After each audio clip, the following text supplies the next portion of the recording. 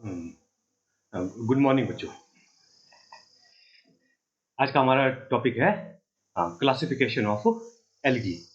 Classification of algae on the basis of photosynthetic pigment system.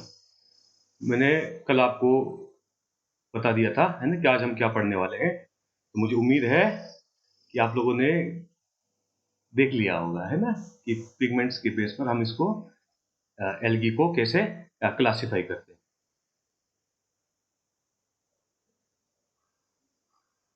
Okay. थोड़ा सा समय इस बिफोर स्टार्टिंग थोड़ा सा समय इस शब्द के लिए देना चाहूंगा, क्लासिफिकेशन, है ना बच्चों। जब भी हम बायोडाइवर्सिटी पढ़ रहे हैं, चाहे हम लोग एल्गी पढ़ रहे हैं, चाहे हम लोग कुछ टाइम बाद फंजाई पढ़ेंगे, ठीक है, फंजाई पढ़ेंगे, माइक्रोबायोलॉजी पढ़ेंगे जहां बैक्टीरिया वायरस है, बैक्टीरिया वायरसेस हैं। फिर थोड़ी टाइम बाद हम लोग ब्रायोफाइट्स पढ़ेंगे, ब्रायोफाइट्स। फिर उसके बाद हम टेरिडोफाइट्स पढ़ेंगे, टेरिडोफाइट्स। उसके बाद हम जिम्नोस्पर्म्स पढ़ेंगे। These all are included in your first paper, biodiversity, microbes, algae, fungi and archegoniates. Gymnosperms पढ़ेंगे। फिर हम सेकंड जो पेपर है आप लोगों का, बोटा 102, जो टाइटल है plant ecology and taxonomy. In fact वो टेक्सोनॉमी होगा आपका एंजियोस्पर्म्स, एंजियोस्पर्म्स टेक्सोनॉमी। ठीक है बच्चों। तो हर ऑर्गेनिज्म के ग्रुप के साथ, चाहे वो एल्गी हो, फंजाई हो, बैक्टीरिया हो, ब्रायोफाइट्स हो, टेरिडोफाइट्स हो, जिम्नोस्पर्म्स हो, एंजियोस्पर्म्स हो, सब प्लांट ग्रुप्स में एक टॉपिक क्लासिफिकेशन। ठीक है, प्लांट क्लासिफिकेशन, है ना, एनिमल क्लासिफिकेशन आप लोगों ने पहले से पढ़ के आए होंगे, ठीक है। लेकिन ये क्लासिफिकेशन किस लिए करते हैं? हर एक लिविंग ऑर्गेनिज्म को हम क्लासिफाई क्यों करते हैं बच्चों, और होता क्या है एग्जैक्टली, ठीक है। इसके बारे में मैं थोड़ा सा प्रकाश डालना चाहूंगा। हाँ, लंबा ज्यादा टॉपिक नहीं है। उसके बाद हम आगे हम एल्गल क्लासिफिकेशन पे उतर जाएंगे ना। Algal classification on the basis of pigment system. ठीक है बच्चों। तो ये क्लासिफिकेशन शब्द है, ये बीइंग अ टैक्सोनॉमिस्ट, एक छोटा सा टैक्सोनॉमिस्ट मैं भी हूं बच्चों। मेरा पीएचडी का स्टडी मॉर्फोटैक्सोनॉमी पे बेस्ड है, ठीक है। मॉर्फोटैक्सोनॉमी means I have enumerated some angiospermic plants, ठीक है। I have described some angiospermic plants, and on the basis of and I have identified those plants on the basis of morphological characters, morphological characters. Although they already had been named and classified, but I reported them from Laos, ठीक है, on the basis of morphological characters. तो morphological characters क्या हुआ, मेरा basis हुआ असल में, being a taxonomist, मेरा बेसिस, मेरा क्राइटेरिया, मेरा taxonomic evidence for identifying, describing and finally classifying those plants। ठीक है बच्चों। तो जो क्लासिफिकेशन शब्द है ना, थोड़ा लंबा जरूर है, लेकिन सिंगल वर्ड है ना, लगता है क्या है, what is this classification. Classification हालांकि टैक्सोनॉमिस्ट जानता है, किसी भी ऑर्गेनिज्म को क्लासिफिकेशन के स्टेज तक पहुंचाना बड़ा मेहनत का काम होता है बच्चों, ठीक है। मैं एक शुरू से मैं आप लोगों को बताता हूं, इसके ऊपर मैं 10-1 मिनट कम से कम खर्च करना चाहूंगा, वो बहुत इंपॉर्टेंट है बच्चों, ठीक है। अदरवाइज आप लोग बोर हो जाओगे कि सर बार बार क्लासिफिकेशन आ रहा है, ठीक है। और क्लासिफिकेशन थोड़ा सा आप लोगों के लिए मुश्किल रहेगा, है ना, थोड़ा सा मुश्किल रहेगा। प्रैक्टिस करेंगे तो कोई बात नहीं है। तो व्हाट हैपेंस, ठीक है, किसी भी प्लांट को, ठीक है, कोई भी प्लांट, एबीसीडी, कोई एक प्लांट मैं लिख लेता हूं, मान लो ए बी, ठीक है, ए बी, इस genus is A, species is B, ठीक है, फलाना फलाना, ठीक है। इसको इस स्टेज तक पहुंचाने के लिए, ठीक है, एक टैक्सोनॉमिस्ट को क्या क्या करना पड़ता है बच्चों, ठीक है। For example take in case of algae, ठीक है, what happens, a taxonomist has to visit to fields, ठीक है। फील्ड में जाता है टैक्सोनॉमिस्ट, वहां से स्पेसिमेन इकट्ठा करता है। स्पेसिमेन इकट्ठा करने का मतलब हुआ कि जैसे मैं गया कहीं जंगल में गया, कहीं फील्ड में गया, वहां मुझे एक कुछ नया जैसा प्लांट नजर आ रहा है, ठीक है, नया जैसा प्लांट नजर आ रहा है। बीइंग टैक्सोनॉमिस्ट मैं काफी सारे प्लांट से उस पर्टिकुलर ज्योग्राफिकल रीजन के से मैं फेमिलियर रहता हूं, फिर मुझे लगता है कि अचानक से अरे यार ये कुछ नया सा प्लांट लग रहा है, ठीक है, तो वहीं से इस प्लांट का जर्नी शुरू हो जाता है और लास्ट में आके क्लासिफिकेशन तक खत्म हो जाता है, ठीक है बच्चों। और क्लासिफिकेशन हम लोग क्यों करते हैं, हर एक ऑर्गेनिज्म का ये मैंडेटरी है, ठीक है, मैंडेटरी, ठीक है, for each and every living organism to be classified, why, so that it can be assigned a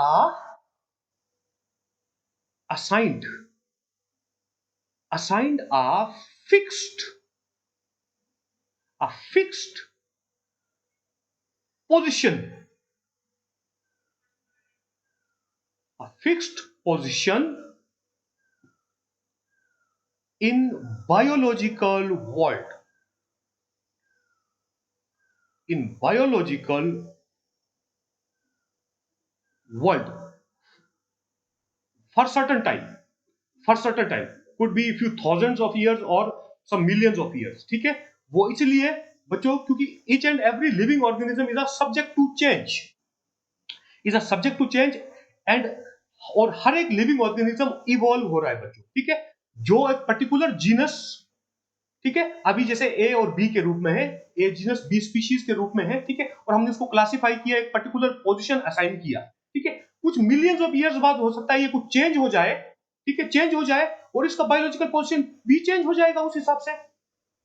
समझ रहे हो बच्चों कि अभी फलाना इसको कि मैंने इसको रखा है कि मैंने इसको किसी एक फैमिली में रखा है, एंजियोस्पर्मिक फैमिली में, ठीक है, लेकिन कुछ लाखों साल बाद हमारे टैक्सोनॉमी स्टडी करेंगे, वो सारे कैरेक्टर स्टडी करेंगे, फिर उनको लगेगा कि अच्छा दिस हैज इवॉल्वड यार, evolved as a new species, so that cannot be put under or that cannot be assigned to this family, so that may be given a new family or might be assigned a separate family बच्चों, ठीक है। ये शब्द मैंने इसीलिए बोला था for a time being, लेकिन फिलहाल 1-2 लाख कुछ साल तक, कुछ लाख साल तक ये इसका पोजीशन फिक्स रहेगा, क्योंकि जो कॉम्प्लेक्स ऑर्गेनिजम्स हैं उतने जल्दी इवॉल्व नहीं होते हैं। इवोल्यूशन जो है टेक्स टाइम, इवोल्यूशन बहुत ज्यादा टाइम लगाता है बच्चों, ठीक है। एक नया स्पीशीज को इवॉल्व होने में है ना, पुराने स्पीशीज से इवॉल्व होके आता है, ठीक है, it takes millions of years, ठीक है। And why the biological position has to be affixed so as to assess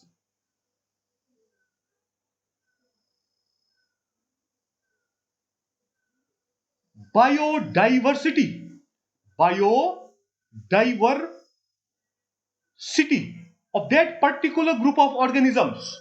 Here we can say to assess biodiversity of algal group of plants. अब आप बोलोगे जी ये बायोडाइवर्सिटी एसेस करने का क्या तुक है, इसका एक बहुत बड़ा एक संबंध है बच्चों। हाँ, कि बायोडाइवर्सिटी हम लोग क्यों एसेस करना पड़ता है, मैं आप लोगों को एक छोटा सा एग्जांपल देता हूं, ठीक है, रिगार्डिंग मेलस डोमेस्टिका,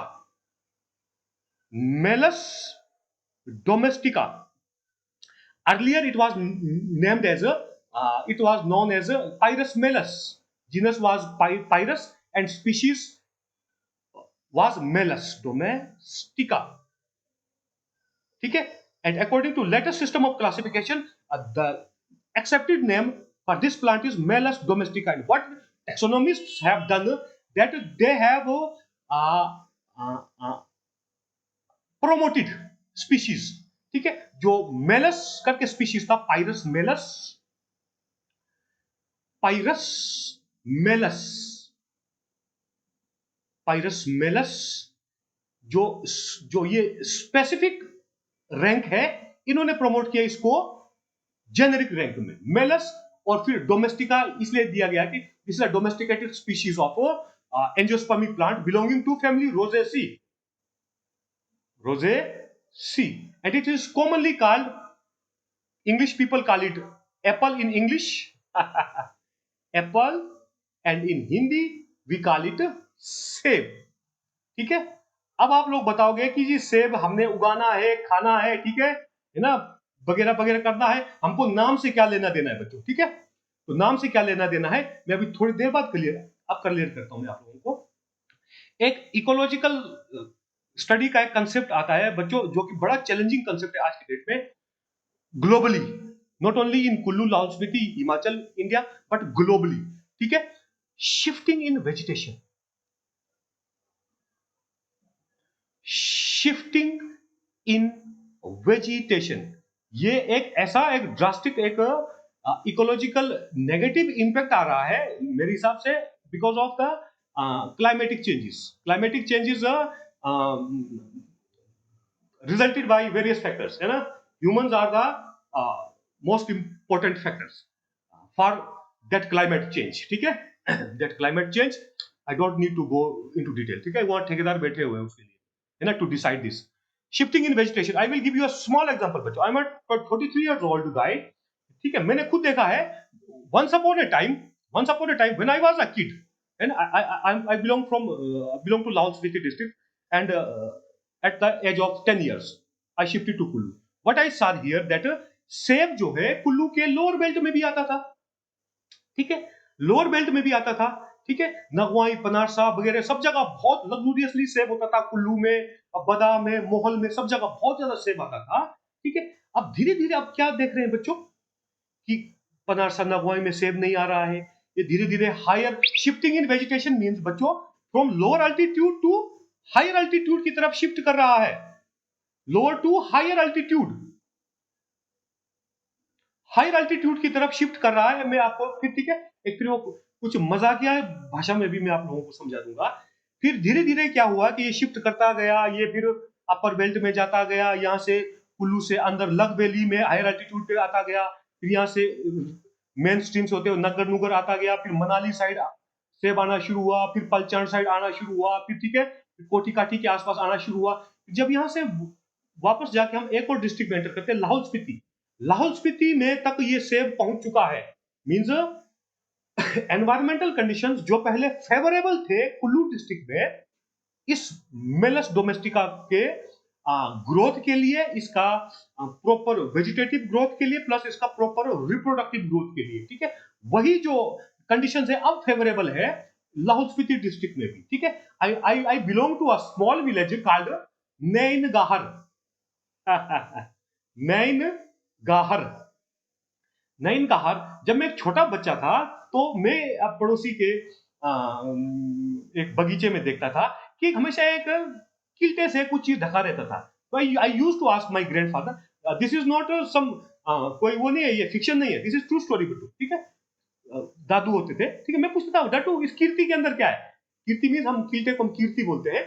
तो वो बोलता था बेटा हरी, हरी बोलता था मुझे, ठीक है, हरी, इसके अंदर सेब का पौधा है, ठीक है। तो मैंने 5-6-7 साल तक उस सेब के पौधे को इसके ऊपर आते हुए नहीं देखा, ठीक है। Why? Because by that time conditions were unfavourable, ठीक है बच्चों। तो इकोलॉजिकल स्टडी में हम लोग क्या करते हैं, सिर्फ सेब के ला नहीं है, there are thousands of species, ठीक है, थाउजेंड ऑफ स्पीशीज, जिनको हम कुछ को काउंट करते हैं, कुछ को काउंट नहीं करते हैं, being a layman, a common people. लेकिन अगर मैं टैक्सोनॉमिस्ट हूं तो ठीक है, तो मुझे बहुत दर्द होता है, क्यों? क्योंकि मैं देखता हूं कि 100 ऑफ स्पीशीज सेब के साथ जो है 100 of species of plants have been perished, they grow no more in Kullu district, ठीक है, and but they are found in higher altitude regions, ठीक है बच्चों। फिर अब बात समझ आ गई मेरे ख्याल में, ठीक है, कि क्लासिफिकेशन क्यों जरूरी होता है बच्चों। जब तक क्लासिफाई नहीं करेंगे हम लोग कैसे एसेस कर पाएंगे कि कौन सा स्पीशीज जो है शिफ्ट हो रहा है, कौन सा स्पीशीज हमारे धरती पे बचा हुआ है, ठीक है, कौन सा स्पीशीज पेरिश हो गया है, ठीक है। For what reason? दैट अगर हम इस अर्थ को, होल अर्थ को, इस होल बायोस्फीयर अर्थ को सिंगल इकोसिस्टम के रूप में देखते हैं, तो हमको मालूम है कि हर एक इकोसिस्टम दो कंपोनेंट से बना होता है बच्चों, abiotic component and biotic component. Abiotic को रहने दो, ठीक है, एक साइड में जो बायोटिक कंपोनेंट है, और चलो एबायोटिक कंपोनेंट भी, ये सब जरूरी होता है बच्चों, ठीक है। इनके बीच में स्टेबिलिटी जरूरी होता है। किसी भी पर्टिकुलर ज्योग्राफिकल रीजन से अगर हम छोटा सा इकोसिस्टम की बात करते हैं, कुल्लू, कुल्लू इकोसिस्टम बोलते हैं, ठीक है, कुल्लू इकोसिस्टम से अगर बहुत सारे प्लांट्स गायब हो गए हैं, that causes a major impact, major environmental impact, ठीक है, वो हमारे जो एबायोटिक कंपोनेंट है उसको बुरी तरह से डिस्टर्ब करता है, और जो कि बिल्कुल अच्छी बात नहीं है। क्यों? क्योंकि किसी एक इकोसिस्टम के सर्वाइवल के लिए, है ना बच्चों, एक इक्विलिब्रियम एस्टेब्लिश करना जरूरी होता है मेरे प्यारे बच्चों, ठीक है। इक्विलिब्रियम एस्टेब्लिश रहेगा तभी वो इकोसिस्टम सर्वाइव कर सकता है, ठीक है। अब इससे ज्यादा समय नहीं लूंगा, मुझे लगता है कि इससे ज्यादा समय लेना फिर आप लोग अत्यधिक बोर हो जाओगे। तो मेरा मेन मतलब ये था कि क्लासिफिकेशन क्यों करते हैं बच्चों, ठीक है। अब समझ आ गया होगा आपको क्लासिफिकेशन क्यों करते हैं। अब कैसे करते हैं ये मैं बताता हूं आपको, ठीक है। एक 4-5 मिनट लूंगा इसके लिए। हाँ, एक टैक्सोनॉमिस्ट सबसे पहले फील्ड में जाता है, जैसे ही उसको लगता है कि कुछ नया जैसा कोई पौधा है, ठीक है, उसको वो उसकी फोटोग्राफी करता है, उसके माइन्यूट डिटेल्स को समझने के लिए, है ना, फ्लोरल पार्ट्स, है ना, फ्लोरल पार्ट्स में भी सेपल्स का फोटो लेगा, पेटल्स का फोटो लेगा, एंड्रोशियम का फोटो लेगा, सेंटर में गाइनोशियम का फोटो लेगा, लीफ का फोटो लेगा, लीफ अपर सरफेस का फोटो लेगा, लीफ के वेंट्रल सरफेस का फोटो लेगा, ठीक है। अगर स्मॉल प्लांट है तो उसको अपरूट करके उसके रूट्स का भी फोटो लेगा, ठीक है। लेकिन इतना ही काफी नहीं होता है। व्हाट हैपेंस, उसके बाद उसको घर लाना पड़ता है, क्योंकि फील्ड में बैठ के सारे के सारे कैरेक्टर्स पढ़ना पॉसिबल नहीं है, ठीक है। वो भी उस सूरत में जब हमको मालूम है कि आज के समय में प्लांट्स को आइडेंटिफाई क्लासिफाई करने के लिए बहुत सारे क्राइटेरिया है, ठीक है। मोलिकुलर डाटाबेसिस हैं, molecular databases जो कि phylogeny, molecular databases means we have to study their genetic material and on the basis of that genetic material we have to classify these, ठीक है।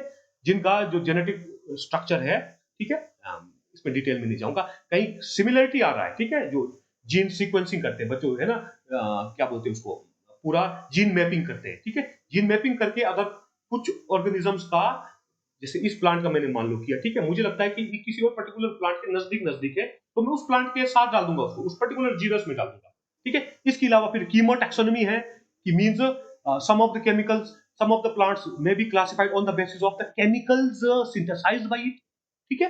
So these all things are taken into consideration today. ये सारे criteria लिए जाते हैं बच्चों आज के समय में, मॉडर्न टेक्नोलॉजी के एज में, molecular data, cytotaxonomy, chemo taxonomy, ठीक है, वगैरह वगैरह। तो वो फील्ड में पॉसिबल नहीं होता है। For that purpose what we have to do, we have to preserve it, and generally for most of the cases we preserve it in the form of a herbarium sheet, mount board के रूप में preserve करते हैं बच्चों। Mount board के रूप में preserve करते हैं। अब आप लोग बोलोगे एल्गी की बात है, तो एल्गी तो सारे एक्वेटिक होते हैं, इसको हम ड्राई प्रिजर्वेशन कर नहीं सकते, तो किसी छोटे बोतल में हम इसको वेट प्रिजर्वेशन करेंगे। Wet preservation is done with the help of formalin, formaldehyde, ठीक है, जो एंटी माइक्रोबियल एक्शन होता है उस मटेरियल को, स्पेसिमेन को सड़ने नहीं देता है, ठीक है बच्चों। चलो मैंने इसको यहां पर चिपका दिया, ठीक है, तो ये मेरा माउंट बोर्ड बन गया। उसके साथ मुझे कुछ इसके डिटेलिंग्स देना पड़ता है, यहां पर भी चिपी लगा के डिटेलिंग देना पड़ता है, ठीक है। तो ये मेरा बन जाता है टाइप। टाइप, ये मेरा टाइप नहीं रहा अब, ठीक है, ये मेरा टाइप नहीं रहा वाइल्ड में जो था। अब मेरे पास जो कागज के ऊपर आ गया है, माउंट बोर्ड के ऊपर हर्बेरियम शीट है ना, जो 2.5 गुणा 42 सेंटीमीटर का एक कागज होता है बच्चों, ठीक है, ब्लोटिंग पेपर जैसा, उसके ऊपर आ गया। ये मेरा एक स्पेसिमेन रहता है बच्चों, किस लिए, कि मैंने अब इसको डिस्क्राइब करना है, इसको आइडेंटिफाई करना है, और लास्टली मैंने इसको नाम देना है, और मतलब कि क्लासिफाई करना है, ठीक है बच्चों। तो ये मेरे पास एक स्पेसिमेन के रूप में रहता है, इसी को हम लोग बोलते हैं टाइप स्पेसिमेन, टाइप स्पेसिमेन। तो मैं क्या करता हूं, मैं घर लाता हूं, घर आता हूं, मैं इसको प्रिजर्व करता हूं, ठीक है, प्रिजर्व करता हूं। उसके बाद मैं इसके कैरेक्टर्स पढ़ता हूं, जैसे मान लो मॉर्फो टैक्सोनॉमी की बात करते हैं।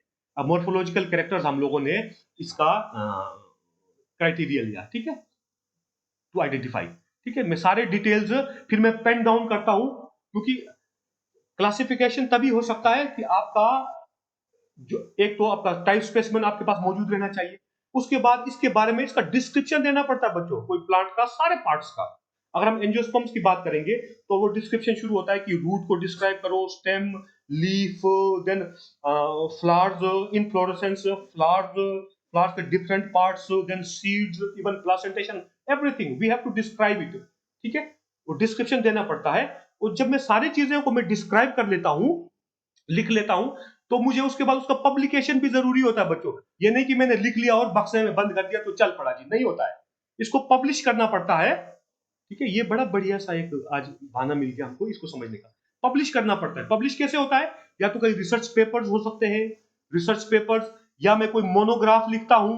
मोनोग्राफ का मतलब होता है कोई किताब का फॉर्म किसी पर्टिकुलर जीनस के फ्यू स्पीशीज या एक दो फैमिलीज के ऊपर, ठीक है, ज्यादा फोकस एक एक एक सेंट्रलाइज जैसा होता है, ठीक है, बहुत ज्यादा प्लांट्स को इसमें डिस्क्राइब नहीं किया होता है, ठीक है। या मैं कोई फ्लोरा लिखता हूं, फ्लोरा जिसमें बहुत सारे प्लांट्स आ जाते हैं, जैसे मेरा थीसिस है, इधर एक मिनी फ्लोरा जैसा है, इसमें मैंने 427 प्लांट्स इंक्लूड किया हुआ, ठीक है, फ्लोरा। या फिर इसको ऑनलाइन भी पब्लिश करना पड़ता है, online publish in the form of PDF. ये भी आज के समय में एक मैंडेटरी एक इन्होंने कंडीशन रखा हुआ है। किन्होंने रखा हुआ है? आईसीएन ने। आईसीएन जिसको हम पहले हम बोलते थे आईसीबीएन, ठीक है, इसको है ना, इसके बारे में ज्यादा डिटेल में नहीं जाऊंगा। ये बोलता है कि आपके नाम, आपने जो पौधा ढूंढा है उसको हम वैलिड तभी मानेंगे जब आप उसका एक टाइप स्पेसिमेन तैयार करते हो, ठीक है, उसको कैरेक्टराइज करते हो, उस कैरेक्टर्स को आप पब्लिश करते हो, ठीक है। फिर क्या होता है? फिर कंपेयर करते हैं बच्चों, ठीक है, फिर कंपेयर करते हैं, कंपेयर करते हैं किस लेवल पर, जो ऊपर के जो टेक्सोनोमिक रैंक्स है इन द फॉर्म ऑफ फैमिली, अलग अलग टेक्सोनोमिक रैंक्स होते हैं बच्चों, ठीक है। जो टॉप हायरार्कियल एक सिस्टम होता है, टॉप में किंगडम है, किंगडम के बाद डिवीजन है, डिवीजन के बाद क्लास है, क्लास के बाद ऑर्डर है, ऑर्डर के बाद फैमिली है, उसके बाद जीनस है, और लास्ट में स्पीशीज है। वो जो स्पीशीज है, किसी नए प्लांट को, वेराइटीज हम नहीं लेंगे बच्चों, स्पीशीज, स्पीशीज को एक बेस माना गया है टैक्सोनॉमी में, किसी प्लांट को आइडेंटिफाई करना है, ठीक है। तो मैंने जिस प्लांट को पूरा उसका मैंने टाइप स्पेसिमेन बना दिया, उसको मैंने डिस्क्राइब किया, उसके बाद मैंने उसको पब्लिश किया, फिर मैं क्या देखता हूं, कैरेक्टर्स को, मैं उसके कैरेक्टर्स को अदर प्लांट्स के साथ कंपेयर करता हूं। अमूमन अभी ऐसे होता है बच्चों, जब मैं फील्ड में जाता हूं, आमतौर पर उसके कैरेक्टर देखे, मोटा मोटी कैरेक्टर देख के, मोटा मोटी कैरेक्टर्स देख के, ठीक है, कि भाई इज दिस अ मोनोकोट और अ डाइकोट वगैरह वगैरह, बड़े बड़े कैरेक्टर्स देखे, ठीक है, और फैमिली ऑलमोस्ट लगभग असाइन हो चुका हुआ मेरे ख्याल में, ठीक है। फिर मैं उस फैमिली के अंडर देखता हूं कि कौन कौन से जेनरा है, फिर मैं कैरेक्टर्स को स्टडी करके देखता हूं, अच्छा ये कौन से जीनस के नजदीक का जैसा कैरेक्टर है, ठीक है, तो मैं उस जीनस के अंदर डाल देता हूं, ठीक है। अगर मुझे वो कैरेक्टर्स बिल्कुल अलग नजर आते हैं जो मैंने प्लांट इकट्ठा किया है, जिसको मैंने कैरेक्टराइज किया है, ठीक है, अगर बिल्कुल ही अलग नजर आते हैं, जबकि इसके ऊपर चांस कम है बच्चों, ठीक है, उस सूरत में क्या होगा, एक नया जीनस असाइन होगा, इस बायोलॉजिकल वर्ल्ड को एक गिफ्ट मिलेगा कि doctor Harish Anand has identified as discovered a new genus, it's possibility is less at present, ठीक है। किसका पॉसिबिलिटी थोड़ा ज्यादा है? स्पीशीज का, ठीक है। फिर मैं इसके कैरेक्टर्स देखता हूं, मुझे लगता है कि अच्छा फलाना जीनस के अंडर आने चाहिए यार, ठीक है। सारे क्राइटेरिया को देखते हुए बच्चों, मैं उसका केमिकल स्टडी भी करता हूं उस प्लांट का, मैं उसका मोलिकुलर डाटा भी चेक करता हूं, ठीक है। फिर मुझे लगता है कि अच्छा इसको फलाने जीनस के अंदर डाला जा सकता है, जीनस के अंदर डाल दिया, तब हम काफी नजदीक पहुंच गए आइडेंटिफिकेशन के, ठीक है। और लास्ट स्टेप है स्पीशीज। फिर मैं देखता हूं, फिर मैं उस जीनस के स्पीशीज देखता हूं कि 1 2 3 4 5 जितने स्पीशीज हैं, ठीक है, सबका डिस्क्रिप्शन ऑलरेडी मौजूद होता है, लिटरेचर में मौजूद होता है, ठीक है, सब जगह मौजूद होता है, ऑफलाइन मौजूद होता है, ऑनलाइन मौजूद होता है, मैं सबके साथ कंपेयर करता हूं, ठीक है। और फिर मुझे लगता है कि अरे यार जीनस तो ये है, इसका कैरेक्टर इससे भी नहीं मिलता है, मतलब ये स्पीशीज भी नहीं है, ये स्पीशीज भी नहीं है, ये स्पीशीज भी नहीं है, ये स्पीशीज भी नहीं है, ये स्पीशीज भी नहीं है, ये स्पीशीज भी नहीं है, ठीक है। फिर मैं खुशी के मारे चीख पड़ता हूं बच्चों, है ना, क्योंकि मैं टैक्सोनॉमिस्ट हूं उस समय में। What does it mean? कि इसका मतलब है कि मुझे एक नया स्पीशीज मिल गया है, न्यू स्पीशीज, ठीक है। तो ये न्यू स्पीशीज, ठीक है, क्लासिफिकेशन फिर हो गया कि मुझे फलाना स्पीशीज मिला, वो फलाने जीनस के अंडर है, और वो जीनस इस फैमिली का हिस्सा है, और वो फैमिली इस ऑर्डर का हिस्सा है, वो ऑर्डर इस क्लास का, ये तो ऊपर के असाइंड है, ये तो फिक्स्ड जैसे बच्चों लगभग, है ना, इसमें ज्यादा नहीं जाना है, ये फिक्स्ड है, इनको ये फिक्स चीजें है, ठीक है बच्चों। तो ये समझ आ गया। अब फिर एक और बात आता है जो नया स्पीशीज मिलता है, ये भी तब तक एक्सेप्टेड नहीं रहता है, ठीक है, जब तक कि नेक्स्ट बोटेनिकल कांग्रेस नहीं होता है। Botanical Congress, next botanical Congress का क्या मतलब हुआ?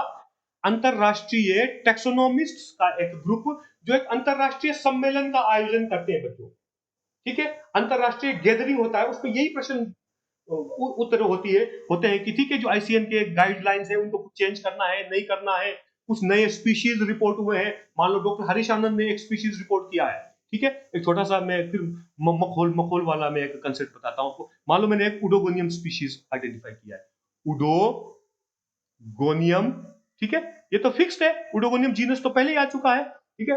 और जबकि ये स्पीशीज मेरा अपना है, I am the original authority of that species because I have found that species, I have reported that species first time from this earth. I will give it a new name. लेकिन ICN के principles को, ICN के guidelines को, ICN के rules and recommendation को follow करते हुए वो क्या बोलते हैं कि आपका जो स्पीसीज का नाम है वो लेटिन में होना चाहिए, ठीक है। लेटिन में होना चाहिए। अगर लेटिन में नहीं है तो ये लेटिनाइज होना चाहिए। जैसे हम बोलते हैं कि पहाड़ी टोन है ना, पंजाबी टोन है, तो इसमें भी ऐसे है कि लेटिनाइज टोन होना चाहिए, है ना, कि है ना, फलानियाना, आनियाना वगैरह वगैरह, इस तरह से, है ना, जो लेटिन लैंग्वेज है। तो मैं क्या नाम करूंगा, मैं करूंगा इसको लेटिनाइज। मैं बोलूंगा मैं लेटिन नाम नहीं रखूंगा, ठीक है, तो मैं इसको लेटिनाइज कर दूंगा, लेटिनाइज, ठीक है। तो मेरे बड़ी इच्छा रही थी कि मैं एक नया प्लांट ढूंढूं, तो मैं इसको अपना नाम दूं, खुद को मैं अमर कर दूं, ठीक है, अपना नाम अमर कर दूं। तो मैंने उसको नाम दिया, मैंने देना था हरीश, ठीक है। तो मैंने उसको नाम दे दिया, लेटिनाइज करते हो, हरीशियाना, ठीक है। तो इस तरह से एक नया स्पीशीज का जन्म होता है बच्चों, ठीक है। फिर हमारा ये रिलेटेड था असल में बच्चों, ठीक है, क्योंकि हर एक ग्रुप के साथ क्लासिफिकेशन है, ठीक है। जब तक आप लोगों को मालूम नहीं पड़ेगा कि हम जो चीज पढ़ रहे हैं बायोडाइवर्सिटी कि इसका क्या इंपॉर्टेंस है, तब तक आप लोग बिल्कुल भी रुचि नहीं जगा पाओगे बच्चों, ठीक है। तो इस लेक्चर के बाद मुझे लगता है कि आपकी भरपूर रुचि हो जाएगी, ठीक है। जो अगला नहीं बल्कि इसी का टॉपिक है, अब इसके बाद आगे बढ़ते हैं बच्चों, ठीक है, कि हम लोगों ने क्या करना है, एल्गी को क्लासिफाई करना है mainly on the basis of photosynthetic pigment systems, ठीक है। ये मैं अगले लेक्चर में करता हूं, ठीक है, अगले लेक्चर में करूंगा। इसके लिए कुछ क्राइटेरिया लिए गए हैं एल्गी को क्लासिफाई करने के लिए, टैक्सोनॉमिक एविडेंसेस जो हमारे किताबों में मेंशन किया हुआ है कि we have to classify algae by taking into consideration the pigmentations present, different type of pigmentations, different type of reserved food materials present. On this basis of reserved food materials we can identify and classify different algae.